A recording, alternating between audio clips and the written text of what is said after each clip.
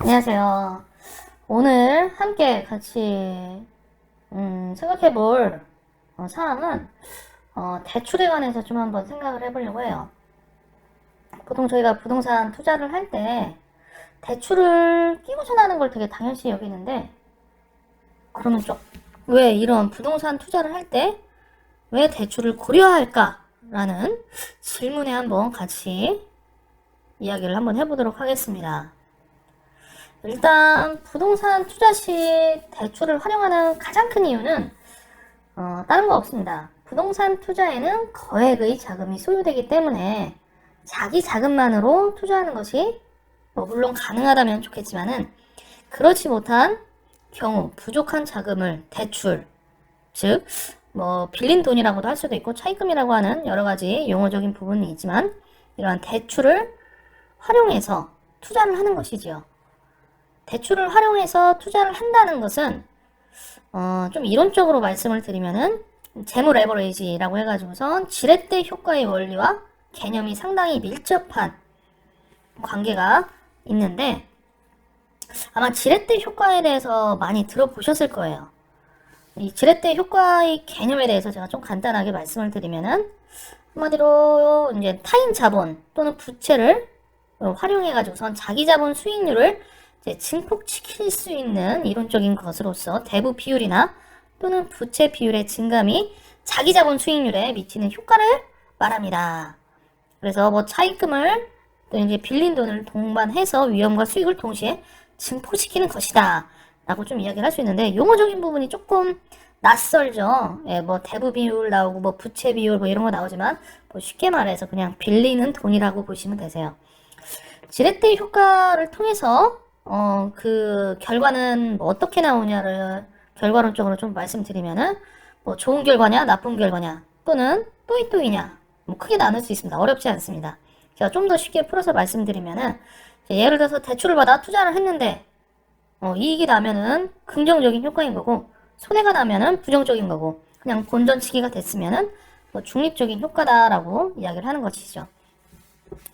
대출을 활용해서 투자를 했을 경우 좀 더 어떤 식으로의 이게 이론적인 근거 또는 이거를 어떻게 판단을 하고선 대출을 활용할까에 대한 고민을 좀 해볼 수가 있는데, 이러한 대출을 활용한 투자의 결과에 대해서 제가 좀 더 세부적으로 풀어서 좀 말씀을 드리면은, 예를 들어서 이런 거죠. 이제 대출을 한 비율과 또는 기간에 따라서 수익률이 이제 좋은 거냐 또는 수익률이 상승되는 거냐 또는 수익이 나쁜 거냐 또는 수익률이 하락한 거냐라고 좀 볼 수가 있습니다.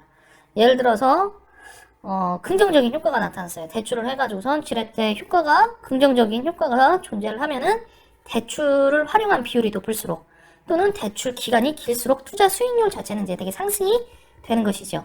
반대로 부정적인 손해가 났어요. 손해가 났다고 하면은 지렛대 효과 이론에 비추어서 말하면은 대출이 클수록 또는 대출 기간이 길수록 투자 수익률 자체는 이제 낮아지는 거죠. 예. 자, 이게 되게 용어적인 것 때문에 어렵게 느껴질 수도 있지만 상당히 쉬운 개념입니다. 예. 대출을 왜 활용하느냐? 돈이 부족해서.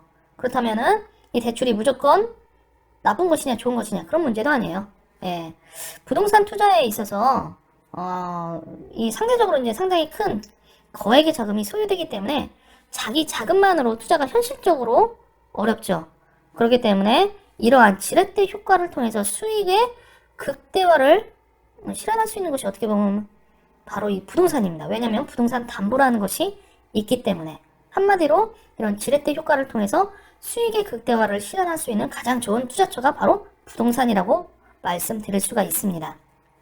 하지만 부동산의 시세가 상승하기 위해서는 여러 복합적인 상황과 변수들이 존재하죠. 그렇기 때문에 대출을 통해서 내가 감당할 수 없는 금액을 이렇게 빌렸거나 하면은 매우 위험한 상황으로 치닫는 것도 사실입니다.